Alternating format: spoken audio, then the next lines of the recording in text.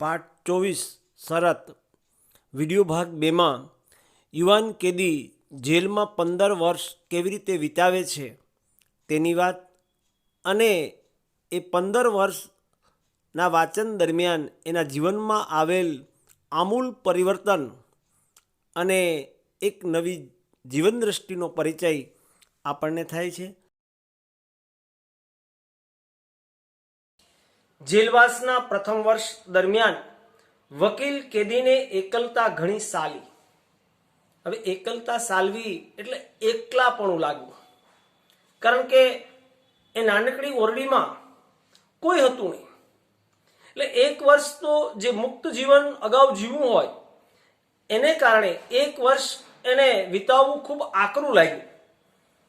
ધીમે ધીમે એ વાંચન તરફ વળ્યો, પણ એ એકલતા દૂર કરવા માટે એમણે એક રસ્તો અજમાવ્યો અને એ પુસ્તકના વાંચન તરફ આગળ વધે છે। એણે અનેક પ્રસિદ્ધ પ્રાચીન ગ્રંથો વાંચી નાખ્યા, સંગીતની મોજ માણી અને કલાકો સુધી લખ્યા કરી। એ રીતે 5 વર્ષ વીતી ગયા। હવે જુઓ, એક વર્ષ તો એણે એકલતા અનુભવી, થોડું કઠોર લાગ્યું, દુઃખપૂર્ણ લાગ્યું, સમય કેમ પસાર કરવો એ મુશ્કેલી અનુભવવા લાગ્યો, પણ ધીમે ધીમે એ વાંચન તરફ વળે છે અને એ સમય દરમિયાન એણે અનેક પ્રસિદ્ધ પ્રાચીન ગ્રંથો વાંચી નાખ્યા, સંગીતની મોજ પણ માણી સંગીતના વાદ્યો દ્વારા અને એકલતાને દૂર કરવાનો પ્રયાસ કર્યો। એ ઉપરાંત એના મનમાં જે વિચારો આવ્યા, જે આંતરસૂઝ થઈ, પુસ્તકોના વાંચનના પરિણામે એણે લખવાનો પ્રયાસ કર્યો। આમ વાંચન, સંગીત અને લેખન દ્વારા એના 5 વર્ષ પૂર્ણ થઈ ગયા। 6ઠા વર્ષે કેદીએ જુદી જુદી ભાષાઓનો અભ્યાસ કર્યો, તત્વજ્ઞાન તથા ઇતિહાસનું પણ અધ્યયન કર્યું। 6ઠું વર્ષ એ કેવી રીતે ગાળે છે જેલની અંદર? તો કે યુવાન કેદી, જે યુવાન વકીલ છે, તે જુદી જુદી ભાષાઓનો અભ્યાસ કરે છે, જુદી જુદી ભાષાઓ શીખે છે। જુઓ, માણસ ગમે ત્યાં શીખી શકે અને ગમે તે શક્યતાઓને પાર કરી શકે એ બતાવ્યું છે। એણે તત્વજ્ઞાન અને ઇતિહાસનું પણ અધ્યયન કર્યું, એના તરફ પણ આગળ વધે છે, એના પુસ્તકો પણ વાંચન કરે છે અને એ દ્વારા તાત્વિક દ્રષ્ટિ અને ઐતિહાસિક દ્રષ્ટિએ એની પાસે ઘણું બધું શબ્દ ભંડોળ વધે છે। એટલે એ પછીના 4 વર્ષ, 6 વર્ષ તો આ રીતે નીકળી ગયા, એ પછીના 4 વર્ષ દરમિયાન એણે અંદાજે 600 જેટલા મોટા મોટા પુસ્તકો વાંચી કાઢ્યા અને એ પછીના એ 4 વર્ષ દરમિયાન એણે અંદાજે 600 જેટલા મોટા મોટા ગ્રંથો, મોટા મોટા પુસ્તકોનું વાંચન કર્યું, જગતના આવા વિવિધ ગ્રંથોનું વાંચન કર્યું, વિવિધ ભાષાઓના ગ્રંથોનું વાંચન કર્યું, કારણ કે જુદી જુદી ભાષાઓ એ 6ઠા વર્ષે શીખી જાય છે અને એને કારણે એને જુદા જુદા દેશોની અંદર રહેલા ઉત્તમોત્તમ જ્ઞાનના ભંડારનો અનુભવ થયો। 10મા વર્ષ પછી તો ટેબલ પર બેસીને ફક્ત બાઇબલનું જ અધ્યયન તેણે કરવા માંડ્યું। 10મા વર્ષ પછી બાઇબલ, ભગવાન ઈસુ ખ્રિસ્તનું જાણીતું પુસ્તક, ધાર્મિક પુસ્તક બાઇબલ, ખ્રિસ્તી ધર્મનું, એનું વાંચન કરે છે, એનું અધ્યયન કરે છે, ઊંડાણપૂર્વક એ બધા જ પ્રશ્નોના રહસ્યોને જાણવાનો પ્રયાસ કરે છે।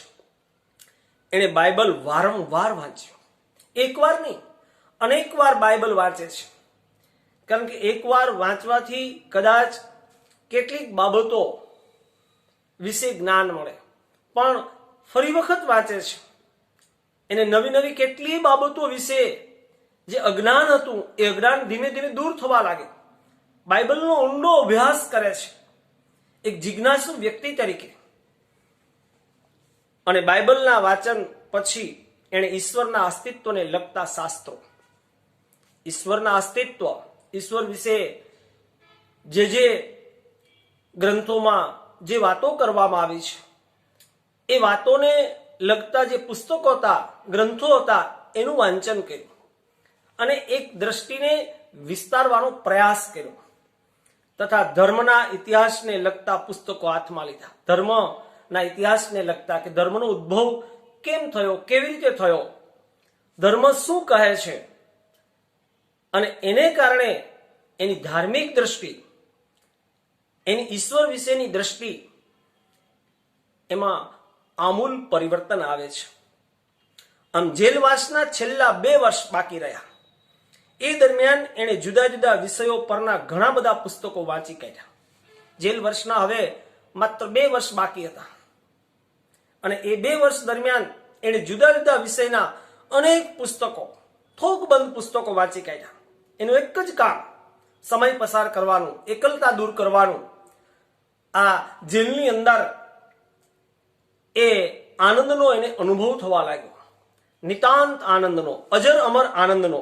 એટલે એણે જુદા જુદા વિષયો પરના ઘણા બધા પુસ્તકોનું વાંચન કર્યું. એણે જગતના મહાન લેખકોના પુસ્તકો વાંચ્યા. જગતના જે મહાન મહાન લેખકો છે કે જેમણે માનવ જાતને કંઈક ભવ્ય, કંઈક દિવ્ય, કંઈક ઉચ્ચ સંદેશ પોતાના શબ્દો દ્વારા, પોતાના પુસ્તકો દ્વારા, પોતાના ગ્રંથો દ્વારા આપવાનો પ્રયાસ કર્યો છે, એ બધું એણે વાંચ્યું. તદ ઉપરાંત એટલે તે ઉપરાંત પ્રાકૃતિક વિજ્ઞાન, જે કુદરતી વિજ્ઞાન છે, કુદરતનું શાસ્ત્ર છે, એ વાંચ્યું. રસાયણ શાસ્ત્ર, એનો અભ્યાસ કર્યો. રસાયણને લગતું શાસ્ત્ર એટલે રસાયણ શાસ્ત્ર. ઔષધ શાસ્ત્ર એટલે ઔષધિ દવાઓ કેમ બનાવવી, કેવી રીતે બનાવવી વગેરે લગતી માહિતી જે પુસ્તકમાં હોય એ ઔષધ શાસ્ત્ર. અને જુદા જુદા રંગ રસાયણો વિશેનું જ્ઞાન જેમાં આપવામાં આવ્યું હોય એ રસાયણ શાસ્ત્ર. એના ગ્રંથો પણ એણે વાંચી નાખ્યા. કોઈને કદી સાંભળવામાં ભાગ્યે જ આવ્યો હશે એવો એ બનાવ હતો. આ એક એવો બનાવ હતો કે કોઈએ આના વિશે સાંભળ્યું નહીં હોય. એવી એવી બાબતો, એવી એવી માહિતી એના મનની અંદર ધીમે ધીમે સંગ્રહિત થવા લાગી, એના મનની અંદર એકઠી થવા લાગી. એના મન પ્રદેશમાં આ બધી જ માહિતીનો ભંડોળ હિલોરા લેવા લાગ્યો. હવે જુઓ, આ યુવાન કેદી છે, એણે આ રીતે પુસ્તક વાંચન દ્વારા પોતાના જીવનને ઉજળું કરી બતાવ્યું. અને 15 વર્ષ કેમ વિતાવ્યા એની ખબર ન પડી. એક અલૌકિક જગતનો એને અનુભવ એ સમય દરમિયાન થયો. જ્યારે બીજી બાજુ શું થાય છે, પેલા બેંક માલિકની સ્થિતિ કેવી છે? પેલા વૃદ્ધ બેંક માલિકને આ સઘળી બાબત યાદ આવી અને એણે વિચાર્યું કે આવતીકાલે 12 વાગે મુક્ત થઈ જશે. એ વિચારે છે કે આવતીકાલે 12 વાગે 14મી નવેમ્બર 1885ની રાત્રિના 12 વાગે પેલો યુવાન કેદી એ મુક્ત થઈ જશે. એની શરત પૂરી થશે. અમારી શરત પ્રમાણે મારે એને 20 લાખ આપવા પડશે. આવું વિચારે છે કે મારી શરત પ્રમાણે મારે એને 20 લાખ ચૂકવવા પડશે, કારણ કે એણે બધી જ શરતોનું પાલન કર્યું છે. હું જો એને એ રકમ આપી દઈશ તો હું બરબાદ થઈ જઈશ. અને મનમાં વિચાર આવે કે 20 લાખ જેટલી રકમ જો હું એને આપી દઈશ આ સમયે, આ અવસ્થાએ, આ પરિસ્થિતિમાં, તો હું તો એકદમ રંક બની જઈશ, બરબાદ થઈ જઈશ. મારી પાસે પૈસો નહીં બચે, મારી છેલ્લી બચત પણ એ લઈ જશે. 15 વર્ષ પહેલા અહીં મળેલા બધા માણસો કરતા હું વધુ પૈસાદાર હતો. એને ભાન થાય કે 15 વર્ષ પહેલા મારી સ્થિતિ જુદી હતી. હું ધનાઢ્ય હતો. અહીં જે બુદ્ધિજીવીઓ ભેગા થયા હતા મિજબાનીમાં, એ બધા કરતા એ પોતે પૈસાદાર હતો, પોતે યુવાન હતો. આજે વૃદ્ધ થઈ ગયો છે. પણ હવે બાજી પલટાઈ ગઈ. બાજી પલટાઈ જવી એટલે પરિવર્તન આવી જવું. હું પહેલા જેવો પૈસાદાર રહ્યો નથી. વૃદ્ધ બેંક માલિક કહે છે કે હું પહેલા જેવો પૈસાદાર પણ નથી. સામાન્ય સ્થિતિ છે મારી. વર્ષોથી મારી સમૃદ્ધિમાં ઘટાડો થતો રહ્યો છે અને જેમ જેમ વર્ષો વીતતા ગયા તેમ તેમ મારી આવકમાં ધીમે ધીમે ઘટાડો થતો ગયો. મારો પૈસો ધીમે ધીમે ઘટતો ગયો અને એને કારણે આજે મારી પાસે જીવન નિર્વાહ પૂરતો જ પૈસો છે. એ વકીલ કેદી કેમ મરી ન ગયો? નકારાત્મક વિચાર આવે. જેલમાં એ મરી કેમ ન ગયો? એટલે મારે એને કંઈ ચૂકવવું તો ન પડે? એનું અવસાન કેમ ન થયું? હવે એની ઉંમર 40ની થઈ છે. મારી પાસે બાકી રહેલી છેલ્લી પાઈ પણ એ લઈ જશે. જો એની ઉંમર 40 ની થઈ ગઈ અને મારી પાસે બાકી રહેલા છેલ્લા પૈસા છે, સંપત્તિ છે, એ પણ એ લઈ જશે. હું સાવ કંગાળ બની જઈશ. એ પરણશે અને મજા કરશે, જ્યારે મારે એક ભિખારીની જેમ એની સામે ઈર્ષાથી જોતા રહેવું પડશે. ના ના, આ તો ભારે થઈ ગઈ. એનું મોત જ હવે માત્ર ઉપાય રહ્યો હતો. જો એ પરણશે, મજા કરશે, મારા પૈસે આનંદ કરશે અને હું જોતો રહીશ. એક ભિખારીની જેમ એની સામે મારે ઈર્ષાથી જોતો રહેવું પડશે. હું કંઈ નહીં કરી શકું. ના ના, એમ નથી થવા દેવું. આ તો ખરેખર મેં ધાર્યું હતું એના કરતા જુદું થયું. હવે તો એક જ ઉપાય છે કે એનું મોત. આવો નકારાત્મક નેગેટિવ વિચાર એના મનની અંદર ઉદ્ભવે છે. રાત્રિના 3 વાગ્યા હતા. એ અતિશય ઠંડી રાત્રિ હતી. બેંક માલિકે જેલ આવાસની ચાવી લીધી, લાંબો કોટ પહેર્યો અને ઘરની બહાર નીકળ્યો. જેલ પાસે જઈને એણે 2 વાર ચોકીદારને બૂમ પાડી, પરંતુ કંઈ જવાબ ન મળ્યો. હવામાનથી બચવા ચોકીદારે આશ્રય સ્થાન શોધી લીધું હતું અને હવે ક્યાંય જઈને ઊંઘી ગયો હશે. જો રાત્રિના 3 વાગ્યાનો સમય છે.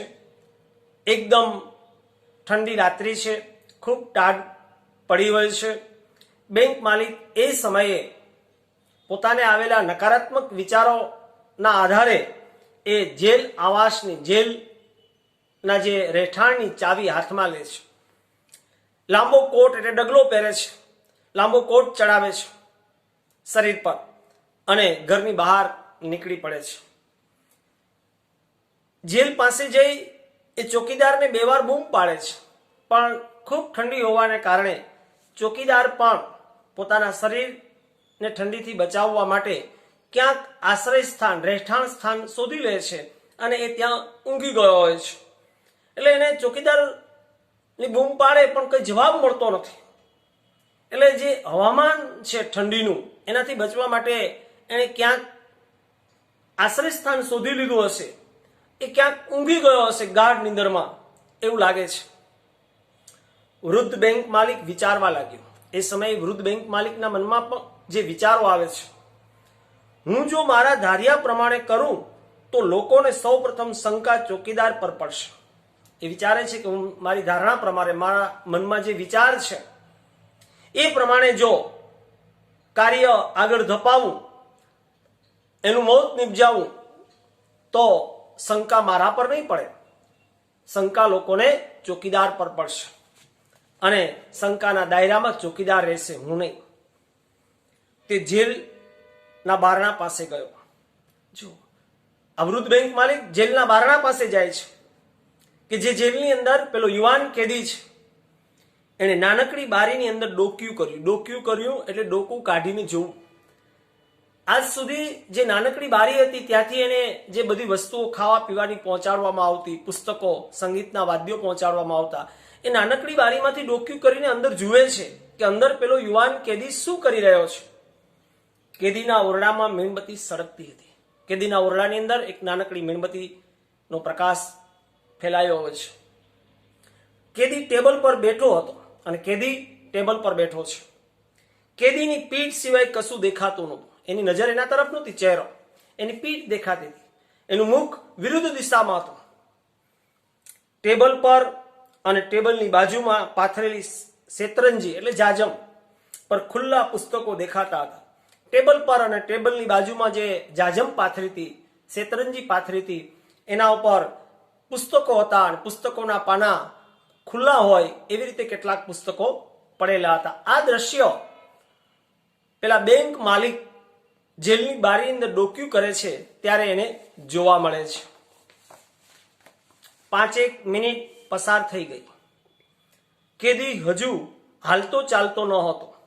આમ 5 મિનિટ જેટલો સમય પસાર થયો, પણ કેદી જેમ બેઠો તો એમને એમ બેઠો છે. હલનચલન જોવા મળ્યું નહીં.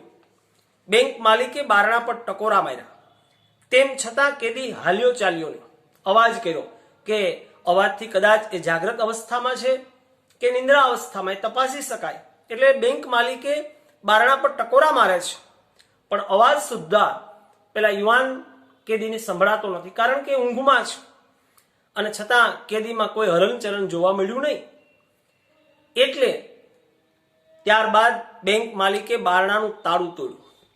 એટલે જે પોતે મનમાં નિર્ધાર કર્યો હતો એ પ્રકારે બેંક માલિક જેલના બારણાનું તાળું તોડી નાખે છે. એ ઓરડામાં દાખલ થયો, જે ઓરડામાં યુવાન કેદી છે.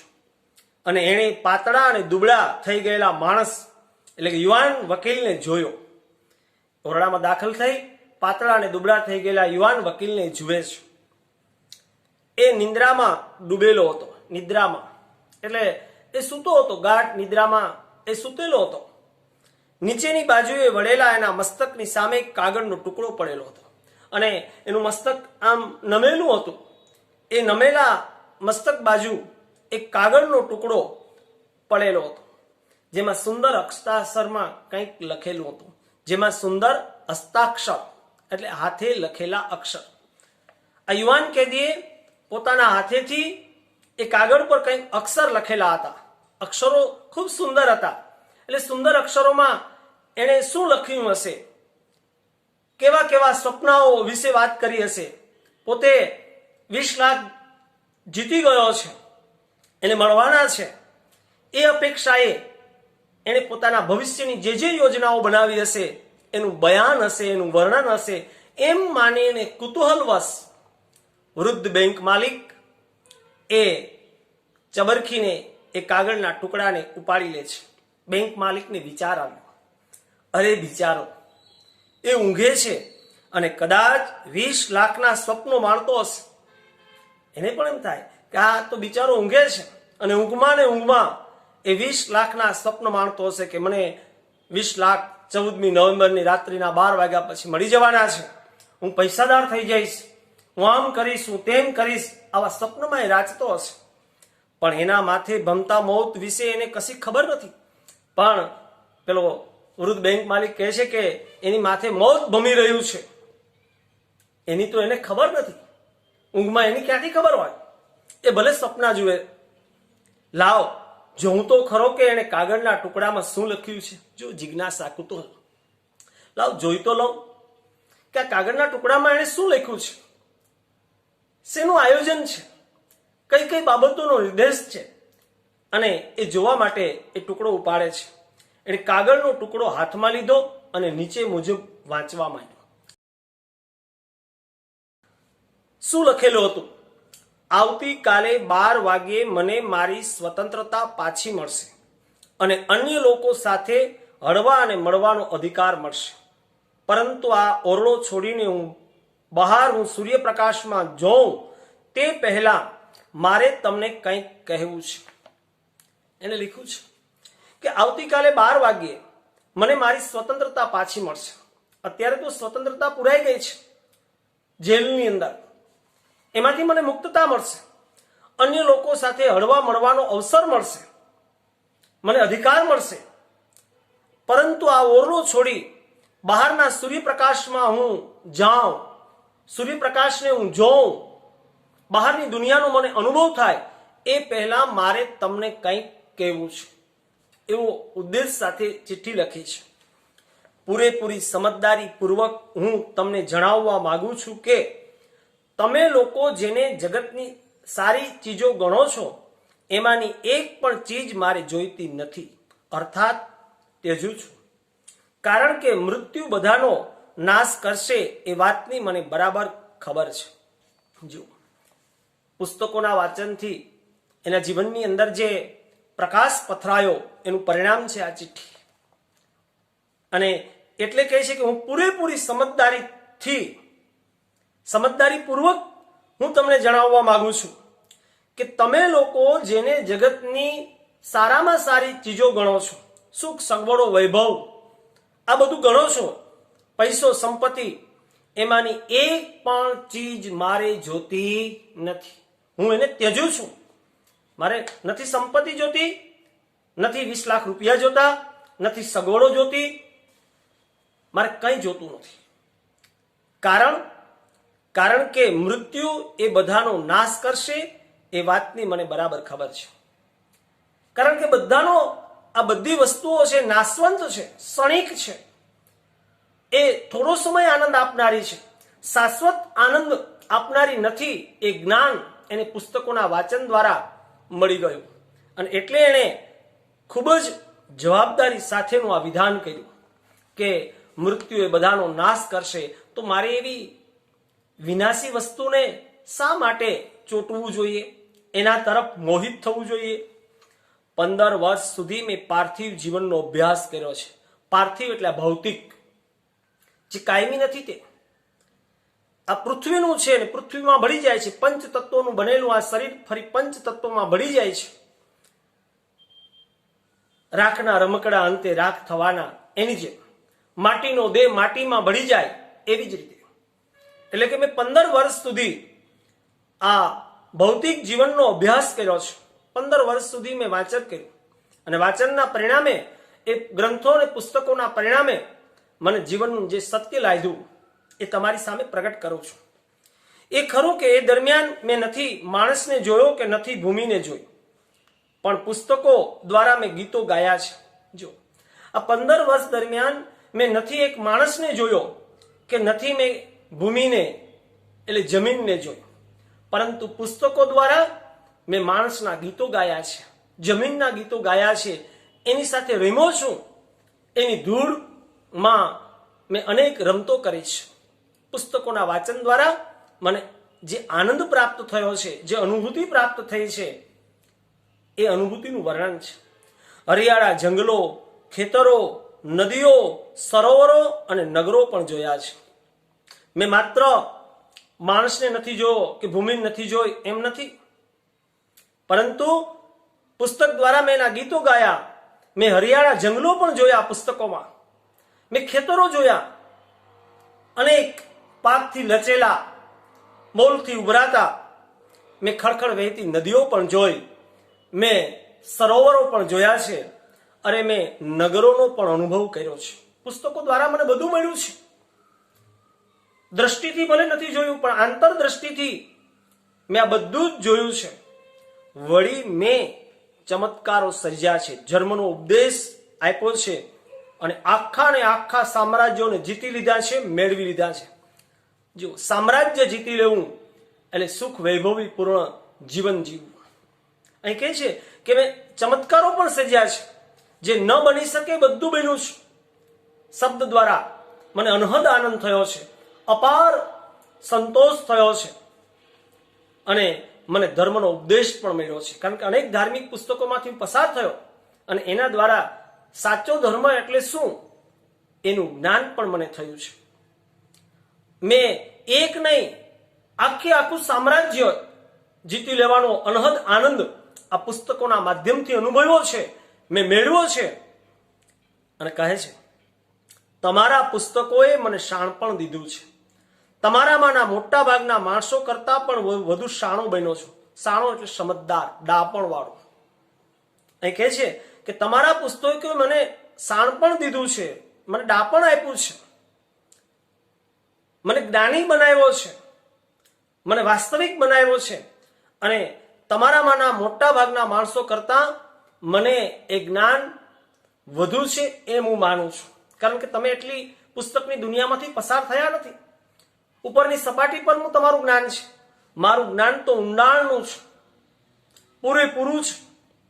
તમે બધાએ તમારી સમજ શક્તિ ગુમાવી દીધી છે અને અવળો માર્ગ પસંદ કર્યો છે. અવળો માર્ગ એટલે ખોટો માર્ગ. તમે અસત્યને સત્ય માની લીધું છે. તમે બધાએ તમારી સમજ શક્તિ ગુમાવી દીધી છે. તમે સમજો છો જે ધન, વૈભવ, સંપત્તિ, સગવડો, કીર્તિ, પ્રતિષ્ઠા એ કાયમી નથી. એ મને ખબર પડી ગઈ. તમારી સમજણ માત્ર પાર્થિવ છે, ભૌતિક છે. જ્યારે મેં મેળવેલી સમજણ તો અનન્ય અને અલગારી છે. તમે બધાએ ખોટો માર્ગ પસંદ કર્યો છે. તમે ખોટા રસ્તે જઈ રહ્યા છો. જે સંપત્તિ વિનાશી હોય, જે સગવડો કાયમી ન હોય, એના તરફ તમે દોડધામ કરો છો. તમે અસત્યને સત્ય માનીને જીવો છો. મને સત્યનું દર્શન થઈ ગયું છે. તમે જેના સહારે જીવન ગુજારો છો એ સિદ્ધ કરવાના આશ્રયથી મારે મન જે રકમ સ્વર્ગ સમાન હતી તે 20 લાખની રકમનો હું સ્વીકાર કરવા માંગતો નથી, નકારું છું. જો તમે જેના સહારે જીવન જીવો છો, પૈસો મારો પરમેશ્વરને, હું પૈસાનો દાસ. પૈસા માટે માણસ શું કરે, કેટલી બાબતો કરે છે. પૈસો માણસની અંદર કેવા પ્રકારનો વિખવાદ ઉભો કરે છે. પૈસાનું ગાંડપણ જેને લાગી ગયું છે એને પૈસા સિવાય કંઈ દેખાતું નથી. પણ અહીં કહે છે કે તમે જેના સહારે જીવન ગુજારો છો, જે પૈસાને સર્વસ્વ માનો છો, અને એ રકમ પણ મને મળવાની હતી 15 વર્ષના અંતે શરત પૂરી થાય એટલે મારા માટે એ રકમ સ્વર્ગ સમાન હતી, ખૂબ જ ફળદાયી, લાભદાયી અને મહત્વપૂર્ણ હતી. જાહો જલાલી અને વૈભવશાળી જીવન જીવી શકું એ માટે મારા માટે એ રકમનું ખૂબ મૂલ્ય હતું. એ 20 લાખની રકમનો હું સ્વીકાર કરવા માંગતો નથી. મારે 20 લાખ રૂપિયા નથી જોતા. મને રૂપિયા મળશે એ આશાએ હું 15 વર્ષ ગાળવા માટે, એકાંતમાં ગાળવા માટે તૈયાર થયો હતો. પણ 15 વર્ષના એ ગાળામાં પુસ્તકોનું વાંચન કર્યું અને વાંચનના પરિણામે મને સમજાયું કે પૈસો સર્વસ્વ નથી. મને જે આંતરિક આનંદ મળ્યો એ પુસ્તકોના વાંચન દ્વારા, એ શબ્દો દ્વારા, એ ખરેખર અનહદ હતો, અપાર હતો, પુષ્કળ હતો. પૈસાથી આનંદ ખરીદી ન શકાય એવો હતો. અને એટલે હવે મારે પૈસાની કોઈ જરૂર નથી, હું નકારું છું. એ રકમ મેળવવા માટેના મારા અધિકારથી મારી જાતને મુક્ત કરવા માટે હું નિર્ધારિત સમય કરતા 5 કલાક વહેલો અહીંથી ભાગી છૂટીશ અને એ રીતે શરતનો ભંગ કરીશ. ચિઠ્ઠીમાં છેલ્લા શબ્દો કે એ રકમ મેળવવાના મારા અધિકારમાંથી મારી જાતને મુક્ત કરવા માટે હું નિર્ધારિત એટલે નક્કી થયેલા સમય કરતા 5 કલાક વહેલો નીકળી જઈશ. તમે જુઓ, 12 વાગ્યે સમય પૂરો થવાનો હતો. 14મી નવેમ્બર 1885 ના રોજ એની 5 કલાક પહેલા એટલે 8 વાગ્યા સુધીમાં હું નીકળી જઈશ આ જેલ તોડીને, ગમે તે રીતે. કારણ કે મારે શરતનો ભંગ કરવો છે. મારે એ 20 લાખની રકમ નથી જોતી. હું એનો નકાર કરું છું. માણસને જ્યારે આંતરજ્ઞાન થાય ત્યારે જ સાચી સમજણનો વિકાસ એની અંદર ઉદ્ભવતો હોય છે. અને આમ એ ચિઠ્ઠીમાં, એ કાગળના ટુકડામાં આવા શબ્દો લખેલા છે. બેંક માલિકે આ શબ્દો વાંચ્યા. બેંક માલિક શું કરવા આવ્યો છે તો કે યુવાન કેદીને મારી નાખવા માટેની યોજના બનાવીને આવ્યો છે. પણ આ શબ્દો વાંચીને એના હૃદયની અંદર પણ પરિવર્તન આવે છે. વાર્તાનો અંત આવે. બેંક માલિકે પત્ર વાંચવાનું પૂરું કર્યું ત્યારે દ્વિગ્મૂઢ થઈ ગયો, આશ્ચર્યચકિત બની ગયો. એને નવાઈ લાગી કે 20 લાખ જેવી મોટી રકમ, આવડી મોટી રકમ, જે સંપત્તિ માટે એણે પોતાની યુવાનીના 15 વર્ષનું બલિદાન આપ્યું, એ માણસ શરત પૂર્ણ થવાના આરે આવી, શરત પૂરી કરી શકાય એવો સમય એની પાસે છે, અને છતાં પણ શરતનો ભંગ કરે, રકમનો અસ્વીકાર કરવા માટે. નવાઈ પણ માળેલી વાત છે. શું થઈ ગયું? આમ કેમ થયું? તેણે પત્રના એ પાનાને ટેબલ પર મૂકે છે. વૃદ્ધ બેંક માલિક એ કાગળના ટુકડાને ટેબલ પર મૂકે છે. પેલા વિચિત્ર માણસને કપાળે ચુંબન કર્યું. વિચિત્ર માણસ એટલા માટે કે કોઈ માણસ મોંમાં આવેલો કોળિયો જવા ન દે, પણ આ તો મોંમાં આવેલા કોળિયાને દૂર હડસેલી દે છે. નજીક આવી ગયો છે, સાવ નજીક. પોતે શરત જીતી જવાની અણી પર છે, અને છતાં પણ પોતે હાર કબૂલી લે છે. શેના માટે? એ સંપત્તિ તરફનો એનો કોઈ મોહ હવે રહ્યો નથી. એ માણસને કપાળે આ વૃદ્ધ બેંક માલિક ચુંબન કરે છે. જો એને પ્રેમ જન્મે છે. આ પુસ્તકોનું પરિણામ. વૃદ્ધ બેંક માલિકના મનમાં, એના મગજમાં સતત જે વિચારો નકારાત્મક હતા, એ નકારાત્મક વિચારો આ કાગળના ટુકડાના શબ્દો વાંચીને એકદમ હકારાત્મક બની ગયા. એ માણસ તરફની જોવાની દ્રષ્ટિ બદલાઈ ગઈ. યુવાન કેદીની દ્રષ્ટિ તો બદલાઈ ગઈ, પણ વૃદ્ધ બેંક માલિકની દ્રષ્ટિ પણ બદલાઈ ગઈ. આ પ્રતાપ છે પુસ્તકોના વાંચનનું. ઉત્તમ પુસ્તકનું વાંચન એ માણસના જીવનમાં કેવું અમૃત જેવું હોય, કેવું ઔષધિ જેવું હોય, એનું આ પરિણામ છે, એનો આ દાખલો છે. અને રડતો હોય તેમ બહાર નીકળી ગયો. અને જુઓ, એને જાત પર ધિક્કાર છૂટે છે. એ રડે છે, બેંક માલિક રડે છે કે હું કેવા વિચાર લઈને આવ્યો હતો અને આ માણસ કેવા પ્રકારનો નીકળ્યો.